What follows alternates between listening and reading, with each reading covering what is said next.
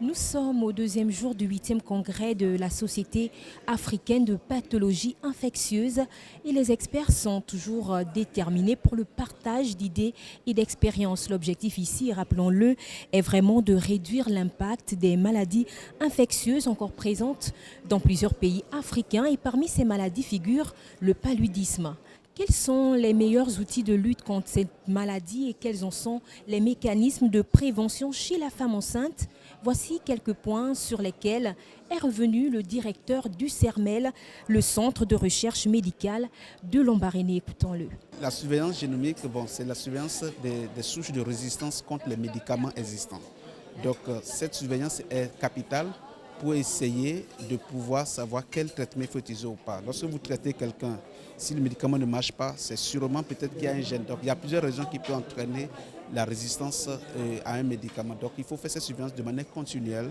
Dans chaque pays, il doit avoir un système de surveillance pérenne pour pouvoir mettre en évidence un peu plus tôt les souches de résistance contre les médicaments existants qui circulent.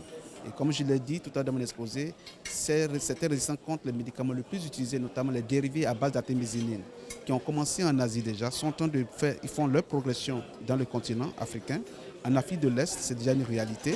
Et au Gabon, pour l'instant, on n'a pas encore ça. Sur les travaux menés au niveau du CML, nous faisons cette surveillance de manière continuelle et on croise le doigt de ne pas avoir ces résistances actuellement.